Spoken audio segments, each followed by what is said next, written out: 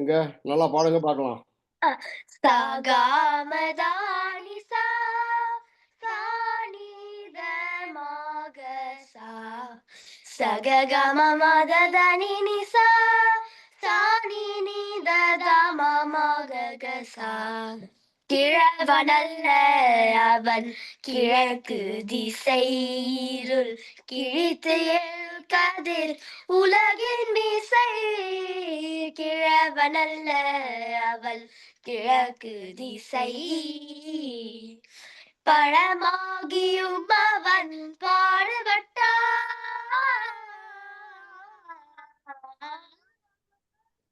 பழமாகியும் அவன் பாடுபட்டான் பஞ்சாங்க மாட்டுக்கு சூடு போட்டான் பஞ்சாங்க மாட்டுக்கு சூடு போட்டான் கிழவனல்ல அவன் கிழக்கு திசையிருள் கிழித்து கதிர் உலகின் மீசை கிழவனல்ல அவன் கிழக்கு திசை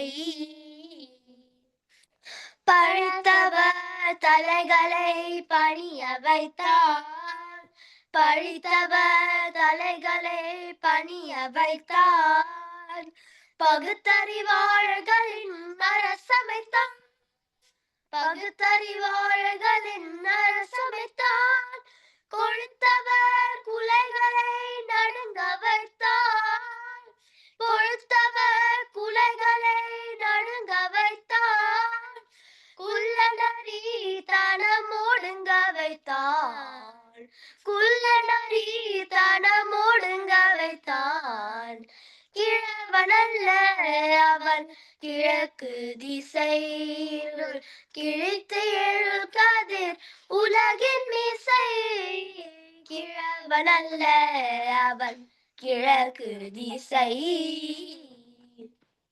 மண் மீது அறிவுக்கு முடிசூட்டினார் மண் மீது அறிவுக்கு முடிசூட்டினார் மானமும் அறிவும் பெற உணர்வூட்டினார் மானமும் அறிவும் பெற உணர்வூட்டினார் கண் மூடி கொள்கைக்கு கனல் மூட்டினார் கண் மூடி கொள்கைக்கு கனல் மூட்டினான் கண் மூடும் வரை இங்கே கடனாற்றினான் கிழவனல்ல அவன் கிழக்கு திசையிருள் கிழித்து எழு கதிர் உலகின் மீசை கிழவனல்ல அவன் கிழக்கு திசை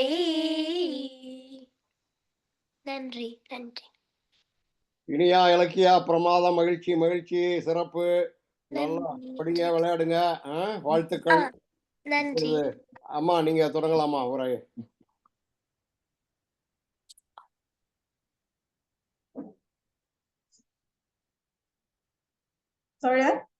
ஆரம்பிக்கலாமா ஆரம்பிக்கலாம். இந்த பெரியார் பன்னாட்டு அமைப்பு அமெரிக்கா நடத்துகின்ற அன்னை மணியம்மையார் பிறந்த நாள் நிகழ்ச்சியில் அன்னை மணியம்மையாரின் பன்முக ஆளுமை பற்றி பேசுவதற்கு இப்பெரும் வாய்ப்பளித்த அருமை தோழர்கள் சோம இளங்கோவன் அவர்களுக்கும் இளமாறன் தோழர் அவர்களுக்கும் முதலாக எனது வணக்கத்தினையும் நன்றியையும் தெரிவித்துக் கொள்கிறேன்.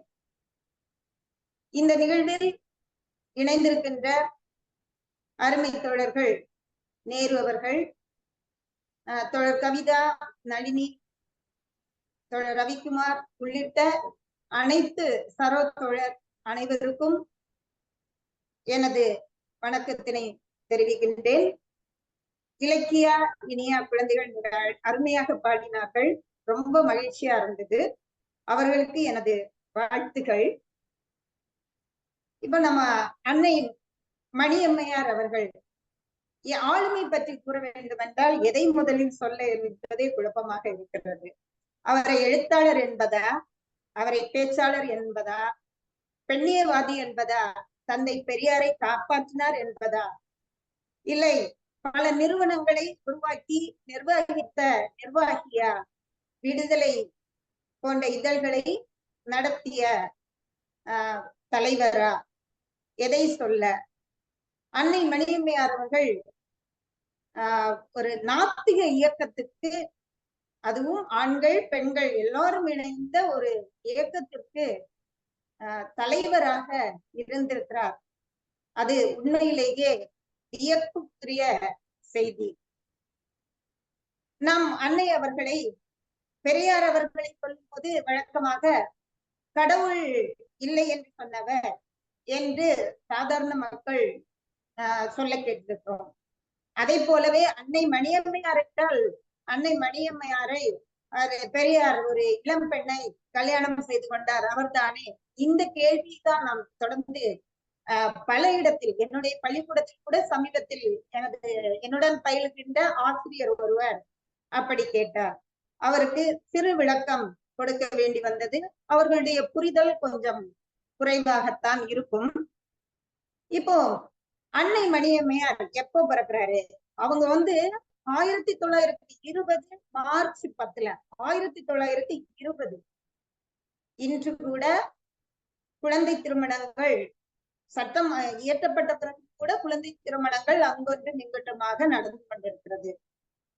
என்னுடன் படித்த என்னுடைய வகுப்பு தோழிக்கு கூட நான் படிக்கின்ற போது, அதாவது 85, 86 அவள் 8ஆம் வகுப்பு முடித்தவுடன் அவளுக்கு 13 வயதில் திருமணம். நான் கல்லூரிக்கு போகும்போது அவள் 4 குழந்தைகளை வைத்திருந்தாள். இப்படியான சூழலில் அன்னை மணியம்மையார் பிறந்த 1920, அந்த 20 பார்க்கின்ற பொழுது அன்றைய இந்திய சூழல், தமிழ் சூழல் எப்படி இருந்திருக்கும் என்பதை பார்க்கலாம். 1921 மக்கள் தொகை கணக்கெடுப்பின்படி விதவைகள் 1 வயது விதவைகள் இருந்தார்களாம். 1 வயது என்றால், அதாவது 1 வருஷம் கணவனோட வாழ்ந்து விதவையானவர்களா என்றால் இல்லை. 1 வயது குழந்தை விதவை 597 பேர் இருந்தார்களாம். 1 இருந்து 2 வயது விதவைகள் 494 பேர். 3 வயதிலிருந்து 4 வயது வரை விதவைகள் 2857 பேர். இப்படியாக சொல்லிக்கொண்டே 10 முதல் 15 வயது உட்பட்ட விதவைகள் 2,32,147 பேர் நம்முடைய நாட்டிலே இருந்த காலகட்டம். ஆக மொத்தம் 30 வயது வரை உள்ள விதவைகளை 2021 கணக்கெடுப்பின்படி 26,31,788 பேர் இருந்தார்களாம். இப்போது பார்க்கலாம், அன்னை மணியம்மையார் உண்மையிலேயே திருமணம் பண்ண வேண்டும் என்று அந்த காலகட்டத்தில் ஆசைப்பட்டிருக்கிறாரா என்றால், கொள்கை வளர்ப்புவர். அவருக்கு அதிகம் அதில் விருப்பம் இல்லை என்பது, அதை பற்றி அவர் எண்ணவில்லை என்பதுதான் நமக்கு தெரிகிறது. அவர் SSLC வரை படித்தவர். பெற்றோர் கனகசபை பத்மாவதி அவர்கள். இந்த குடும்பம் கொள்கை குடும்பமானதால் அன்னை மணியாருக்கு பெரியாரை பற்றியும் தெரிந்து கொள்ள வாய்ப்பு இருந்திருக்கிறது. அவர் கிட்டத்தட்ட தன்னுடைய 17 வயதில், அதாவது 1936 வேலூர்ல ஒரு திருமணத்துல தந்தை பெரியார் அவர்களை அவர் சந்திக்கின்றார். 16 வயது, அந்த வயதில் தந்தை பெரியாரை அவர் சந்திக்கிறவர். கிட்டத்தட்ட 24வது வயது வரும்போது அவருடைய தந்தையார் 1943 மறைந்து போகிறார். வயது கவனிக்க வேண்டும், 24, 23, 24 இருக்கலாம்.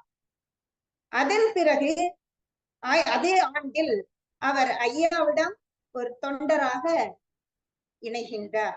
அப்பொழுது 24 வயது. அப்போ நம்முடைய மணியம்மையார் அவர்கள் உண்மையிலே ஒரு சுதந்திர சிந்தனையோடு செயல்பட்டது நமக்கு தெரிகிறது. அவர் திருமணம் பண்ணி கொண்டுதான் தன்னை வளர்த்து கொண்டார் என்றோ, அதனால் பயன்பெற்றார் என்றோ நாம் சொல்லிவிட இயலாது. 24 வயது கிட்டத்தட்ட பெரியாரிடம் சேரும் போது, அவருடைய தந்தையார் மறைவிற்கு பிறகு அவருக்கு 2 சகோதரர்கள் இருக்கிறார்கள், ஒரு சகோதரியும் இருந்திருக்கிறார். இந்த சூழலில்தான் அன்னையின் நமது இயக்க பயணம் தொடங்கி இருக்கிறது. அன்னை அவர்கள்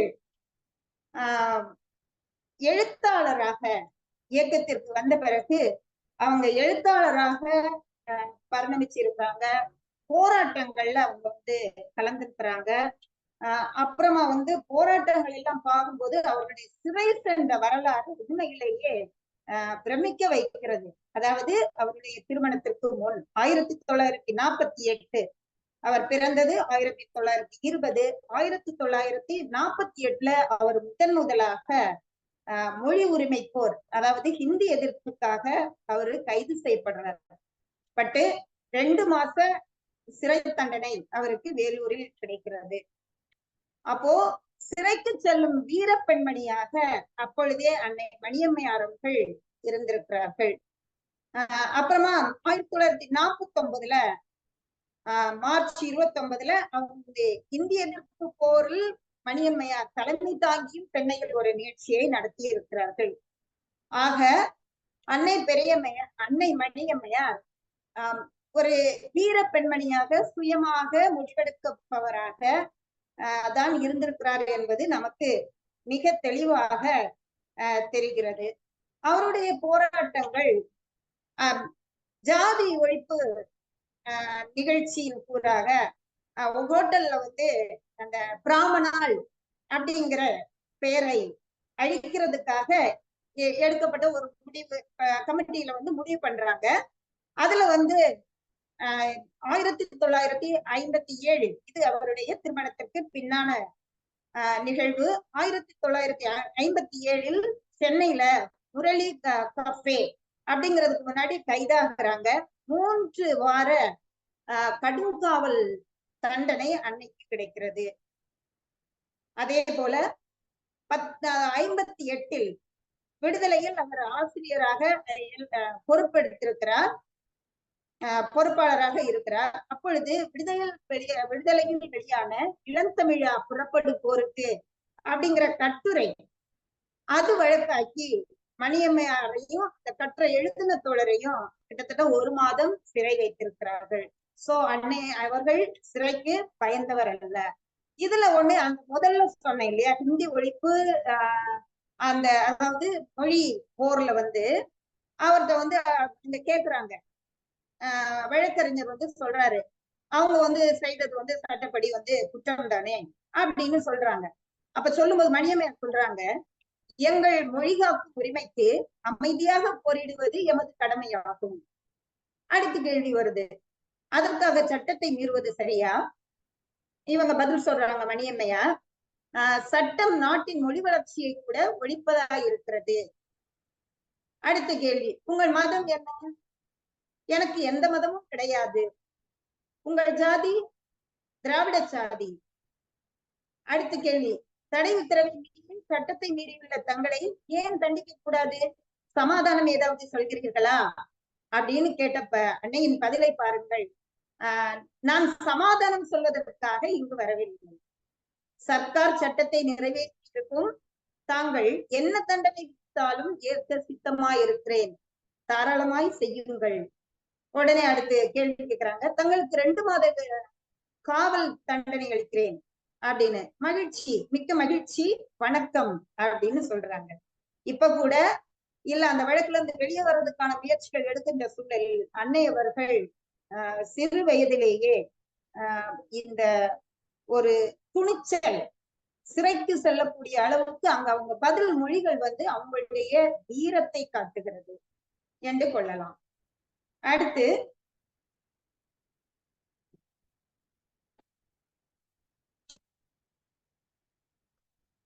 இந்த ஜாதி ஒழிப்பு போர்ல 1957 நம்முடைய பெரியார் அவர்கள் அறிவிக்கும் போது எப்படி சொல்றாருன்னா, இந்த அரசியல் சட்டம் நம்முடைய ஜாதியை காப்பாற்றுகிறது. எப்படி காப்பாத்துது? மரபு என்ற பெயர்ல ஜாதிய காப்பாத்துது, அதனால அதை எதிர்ப்போம் அப்படின்னு கூறி அந்த சட்டத்தை எரிக்கும் போராட்டத்தை அறிவிக்கிறாரு. அப்ப சட்டத்தை எரிச்சா அந்த நேரத்துல என்ன தண்டனை அப்படிங்கிறது அப்போதைக்கு சட்டத்துல இடம்பெறல. அதுக்காக பெரியார் என்ன சொல்றாரு, நான் 6 மாசம் நீங்க எடுத்துக்காங்க அப்படிங்கிறாரு. அவகாசம் கொடுக்குறாரு. 6 மாசம் அவகாசம் கொடுக்குறாரு. அப்போ என்ன சட்டனை என்ன நீண்ட அதுக்கு இந்த இடையில அந்த டைம் கொடுக்கறதுக்கு இடையில நிறைய பரப்புரை போறாங்க. ஜாதி ஒழிப்பு போர்ல வந்து பரப்புரை செய்யறாங்க. அந்த போராட்டத்துல கிட்டத்தட்ட கடைசியா 3000 பேர் கைது செய்யப்படுறாங்க. 3000 பேர் கைது செய்யப்படுறாங்க. அது அந்த கைது செய்து அவங்க கிட்டத்தட்ட ஓராண்டுக்கு மேலாக சிறையில் இருக்கிறார்கள். ஓரிரு பேர் சிறையில் இருக்கும் போதே இறக்கிறார். 3 பேர் இறந்து விடுகிறார்கள். சிலர் வந்து வெளியே வந்து சிறையில இருந்து வெளியே வந்த பிறகு இறக்குறாங்க. பெண்கள் கைக்குழந்தைகளோட உள்ள போயிருக்கிறாங்க. அப்போ அந்த மணல்மேடு வெள்ளைச்சாமி, பட்டுக்கோட்டை ராமசாமி உள்ளிட்ட 3 தோழர்கள் வந்து உயிரிழக்கும் போது அவருடைய உடம்பை வந்து ஒப்படைக்கல. அப்போ வந்து 2 பேரோட ஒருத்தங்களை அங்க புதைச்சிடுறாங்க உள்ளேயே, சிறை இதுக்குள்ளேயே. அப்ப மற்ற 2 பேருடைய உடம்பை பெறுவதற்கு அன்னை மணியம்மையார் போய் சிறை அலுவலகரை வந்து சந்திக்கிறாங்க. சிறை அலுவலகர் வந்து மறுப்பு சொல்றாங்க. அவங்க வந்து முதலமைச்சரை போய் சந்திக்கிறாங்க. அப்புறம் வந்து வேற அமைச்சர்களை சந்திக்கிறாங்க. நாங்கள் வந்து இந்த உடம்பை பெறாமல் நாங்கள் திருப்பி போவதாக இல்லை நாங்க அப்படின்னு போராட்டத்தை எடுக்கிறாங்க. கடைசியில அவங்க வந்து அவர்கள் இருவரின் உடலை பெற்று திருச்சியில வந்து அடக்கம் பண்ணுவது வரை ஊர்வலமாக சென்று அடக்கம் பண்ணுவது வரைக்கும் மரியாதை கொடுத்து அடக்கம் பண்ணுவது வரைக்கும் இருந்திருக்கிறாங்க. எனவே இந்த ஜாதி ஒழிப்பு போர் எவ்வளவு பெருசு நினைச்சு பாருங்க. ஒரு 3000 பேர் கைதாகிறாங்க அப்படின்னா எவ்வளவு பெரிய விஷயம். இன்னைக்கு வந்து நாம எல்லாம் ரொம்ப சொகுசா இந்த விஷயத்துல நாம வாழ்ந்துகிட்டு இருக்கோம். அப்ப வந்து இவ்வளவு அழகாக பல குடும்பங்கள் இதனால வந்து ரொம்ப கஷ்டப்பட்டு இருக்கிறாங்க. இந்த இதுல அன்னையின் துணிச்சல் உண்மையிலேயே மிக பாராட்டுக்குரியது. அதுபோல அன்னை அவர்கள் நிறைய போராட்டங்களை வந்து நடத்தி இருக்கிறாங்க. அது மாதிரி அன்னை அவர்களுடைய பேச்சு நாம பார்க்கும்போது உண்மையிலேயே பிரமிப்பா இருக்கு. அவங்க வந்து நிறைய மேடைகள்ல வந்து பேசுறாங்க. சமீபத்துல நமக்கு வந்து இந்த வைக்கம் போராட்டம் 100ஆண்டு விழா எல்லாம் கொண்டாடினோம்.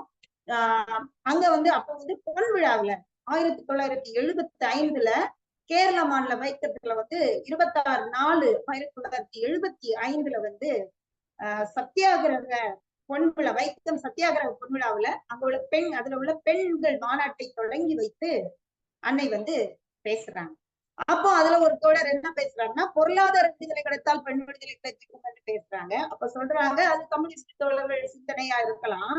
ஆனா வந்து இந்த போராட்டத்தை அறிவித்த வழக்கறிஞர் மாதவன் அவர்கள் ஏழ்மை உழல்பவர் அல்ல, அவர் வந்து பணக்காரர் தான். அப்போ வந்து எல்லாரும் பொருளாதார வளர்ந்துட்டா அவங்க வந்து சரிசமமா வந்துட மாட்டாங்க அப்படின்னு சொல்லி நம்முடைய அன்னை அவர்கள் சொல்றாங்க. இப்போ இங்க உள்ள ஜாதி மதம் எல்லாம் வந்து ஒழிந்து தான் சமத்துவம் வந்து பெற முடியும் அப்படிங்கிறத அங்க பேசுறாங்க. அதோடு கூட அங்குள்ள பெண்கள் வந்து கண்டிப்பா வந்து கல்வி கற்கணும், அரசியல்ல வந்து கண்டிப்பாக பாதி 50% இடத்தை வந்து பெற வேண்டும் அப்படிங்கிறதெல்லாம் போய் பேசுறாங்க. இன்னும் சொல்ல போனா அடுத்து அவருடைய எழுத்தை நாம பார்த்தோம்னு சொன்னா, முதல்ல வந்து அவங்களோட கொடியின் தத்துவம் நமக்கு என்னன்னா, கொடிதான் நம்ம கட்சி, நம்ம ஏன் வந்து அந்த கருப்பு சிவப்பு ஏன் இருக்கு, அதுல கருப்பு எதை குறிச்சதுன்னு மட்டும் நமக்கு தெரியும். ஆனா அன்னை பாருங்க 1944ல அவங்க வந்து பேசுறத பாருங்க.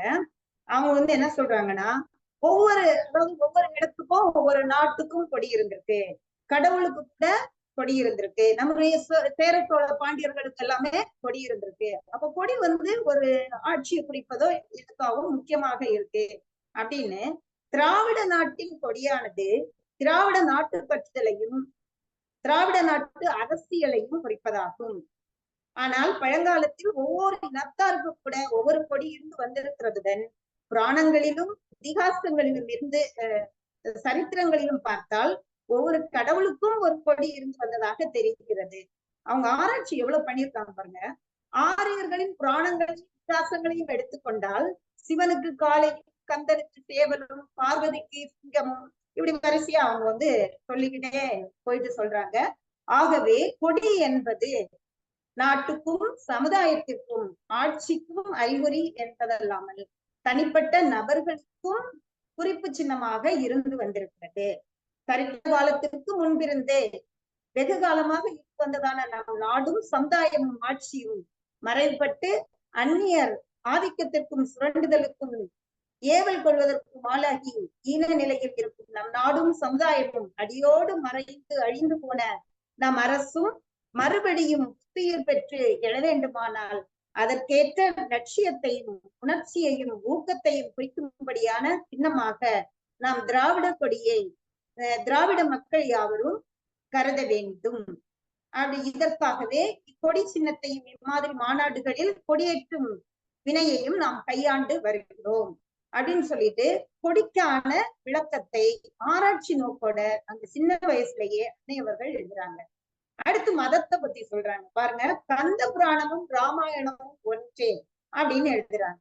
அதாவது கந்த புராணம் ரெண்டுக்குள்ள ஒற்றுமை எங்க உற்பத்தி செய்தது அப்படின்னு சொல்லும்போது அவர் சொல்லிக்கிறாங்க, நான் எழுதுவது முழுவதும் என் ஆராய்ச்சியில் கண்டது என்பது மாத்திரமல்லாமல் பெரிதும் பல அறிஞர்களும் புலவர்களும் கண்டவற்றையும் சேர்த்து தொகுத்தே எழுதுகிறேன் அப்படின்னு சொல்லிட்டு, அப்போ அவர்களுக்கு வாசிப்பு தேடல் நம்முடைய வரலாறு பின்னால போய் என்ன நடந்தது அப்படிங்கிற வரலாற்று தேடல் அன்னையவர்களுக்கு இருந்தது.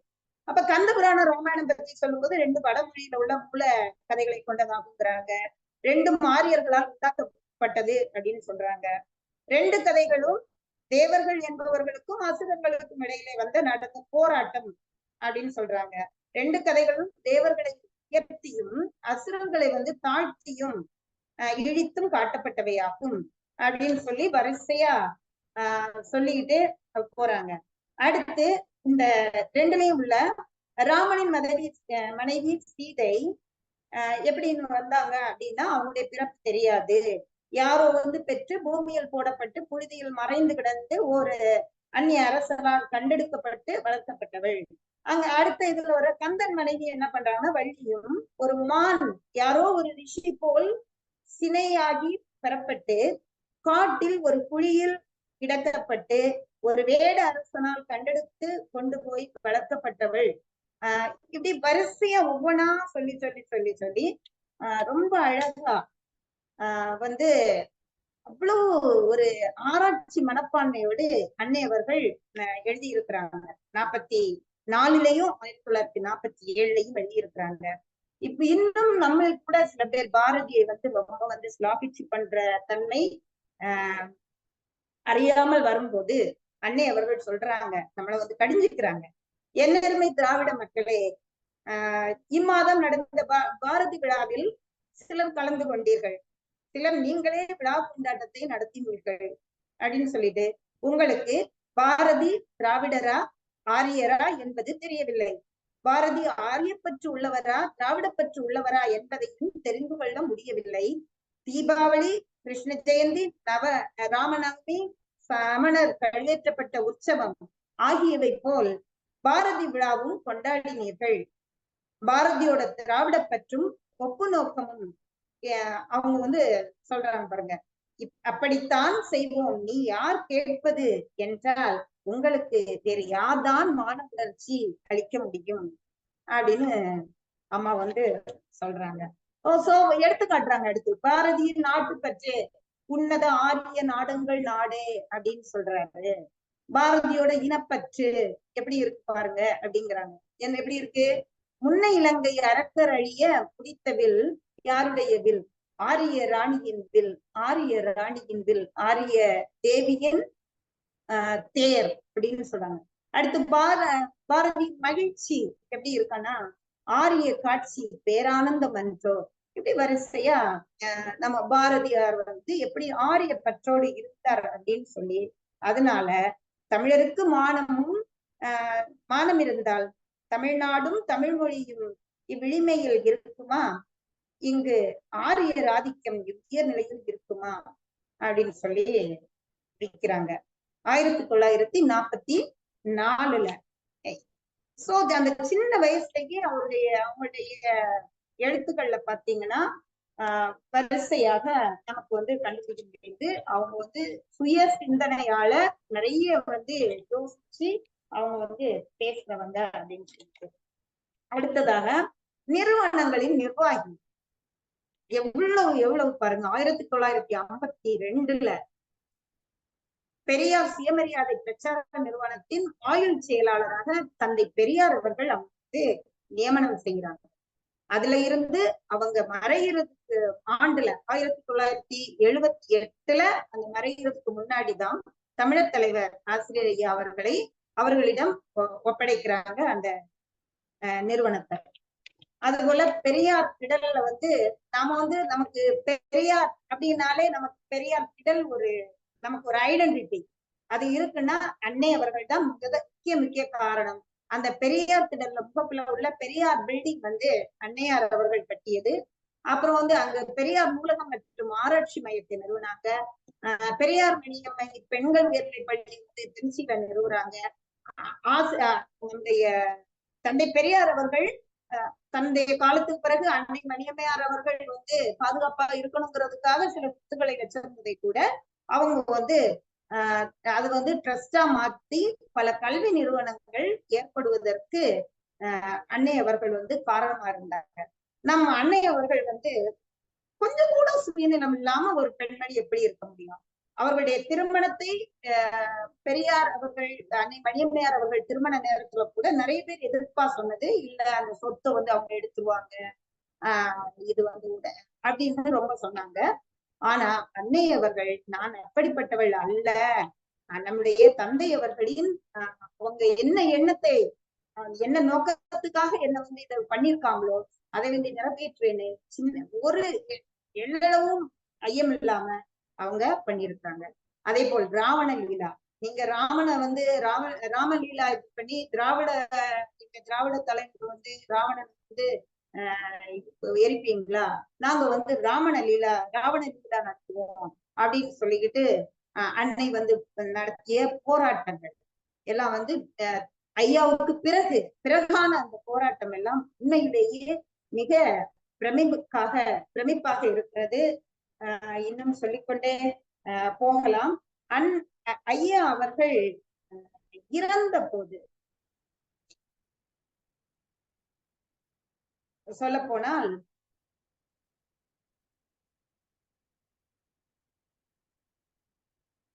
ஐயா அவர்கள் இறந்த நேரத்துல எல்லாரும் வந்து அவங்களுக்கான நிகழ்ச்சி நடத்தணும் அப்படின்னு எல்லாரும் வந்து நம்ம ஆசிரியர் வீரமணி அவர்கள்ட்ட வந்து வழியாக தகவல்கள் வரும்போது ஐயா சொல்றாங்க, நான் அம்மா வந்து சொல்றது உண்மையிலேயே மிக ஒரு கவித்துவம் மிக்கதாக இருக்கிறத நாம வந்து பார்க்க முடியும். அது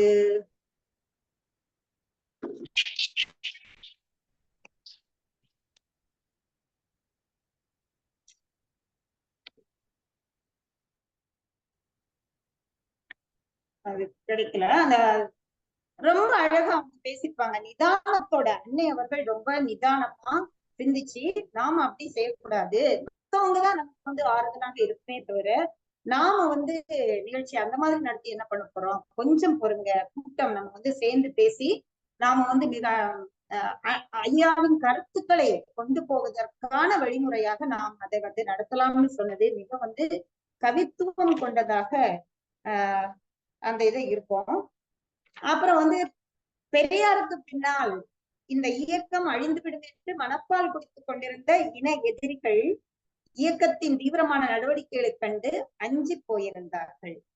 உண்மையிலேயே தந்தை பெரியார் அவர்களுக்கு இந்த இயக்கம் என்ன ஆகும்னு சொன்னவர்களுக்கு இன்றைக்கு வரைக்கும் இந்த இயக்கம் இருப்பதற்கு நம்முடைய அன்னை அவர்கள் உண்மையிலேயே மிகப்பெரிய காரணம்.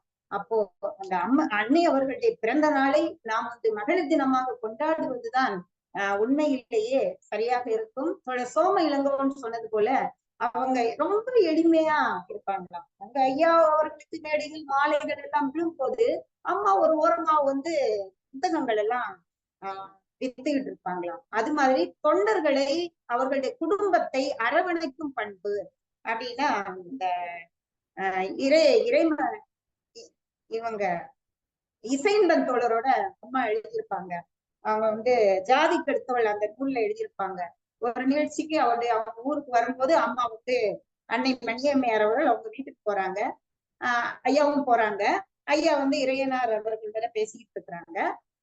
அன்னை வந்து கிச்சன் வரைக்கும் போய் அங்க உள்ள அவங்க பேசிக்கிட்டே என்ன பண்றேன் என்ன பண்ணிட்டு இருக்கேன்னு குழந்தைகளோட பேசிக்கிட்டே அவங்களும் அந்த அடிப்படை வேலைகளை செய்துக்கிட்டே இயல்பான ஒரு பெண்மணி ஒரு நம்ம வீட்டுல ஒருத்தங்க இருந்தா எப்படி செய்வாங்களோ வருவாங்களோ ஒரு உறவினர் போல இயல்பாக நடந்து கொண்டதை அவங்க வந்து விளக்கி இருப்பாங்க. உண்மையிலேயே இந்த எளிமையான பண்பும் அவ்வளவு ஒரு தைரியமும் உள்ள பண்பும் ஒரு ஆப்போசிட்டா இருக்கு. ரொம்ப எளிமை, எந்த தலக்கணமும் இல்ல. அதோட ஆதரவற்ற குழந்தைகளை அரவணைத்தல் அந்த இல்லத்தை நடத்தும் போதும் திருச்சியில அன்னை அவர்கள் மிக அழகாக பண்ணியிருக்கிறாங்க. ஆக மொத்தமா அன்னை அவர்கள் மிகப்பெரிய ஒரு ஆளுமை. அவர்களை நாம் பெரியார் ஐயா அவர்களை கொண்டாடிய அளவுக்கு அன்னை அவர்களை நாம் கொண்டாட மறந்து விட்டோமோ அப்படின்னு தான் தோணுது. ஆனாலும் கூட இன்னும் அதிகமாக நம்முடைய அன்னை அவர்களின் புகழை நாம் வெளிக்கொண்டு போக வேண்டும். வாசிப்பதற்கு அன்னை மணியம்மையாரின் சிந்தனை முத்துக்கள் இன்னும் புத்தகங்கள் நிறைய இருக்கு. நம்ம வந்து தொடர்ந்து அன்னையை பற்றி அவங்களை பத்தி ஒரு தொகுப்பு கூட இருக்கு. அவருடைய பேச்சு தொகுப்பு எல்லாத்தையும் வாசிச்சு நாமும் ஒரு வெளியே பரப்பணும். அன்னையின் வாழ்க்கை போல நாம் வாழ முடியாவிட்டால் கூட நாம் சுயநலமாகவும் இருக்கிறோம். அதே நேரம் அன்னையின் அந்த தியாக பண்பினை நாம் வந்து பார்த்து நம்மையும் இந்த ஜாதி ஒழிப்பு பிரச்சனையாக இருந்தாலும் சரி சமுதாயம் காண நாமும் உறுதி எடுக்க வேண்டும் என்று கேட்டுக்கொண்டு வாய்ப்புக்கு நன்றி கூறி முடித்துக் கொள்கிறேன். நன்றி. மிகவும் மிகவும் அருமைமா, மிகவும் அருமை, நன்றி. அன்னையாரை பத்தி எவ்வளவோ சொல்லலாம். நீங்க சுருக்கமா எந்தெந்த முக்கியமான கருத்துக்களை எல்லாம் சொல்லிட்டீங்க. மிக்க மகிழ்ச்சி. உங்களை போன்ற பலர் அங்கே இருப்பதால் தான் இன்றும் தமிழ்நாடு இந்தியா முழுதுமற்றி உலக அளவில் கூட மகளிர் நாடாக திகழ்கிறது. பெரியார் மன்னன்கிறதுக்கு அடையாளம் வந்து மகளிர் எவ்வளவு தூரம் மதிக்கப்படுகிறார்கள், எவ்வளவு தூரத்தில் பதவிகளில் பொறுப்பில் இருக்கிறாங்க என்பதெல்லாம் பார்த்தா இன்று மிகவும் சிறப்பாக இருக்கிறது என்பதை உலகம் அறிந்து கொண்டுள்ளது.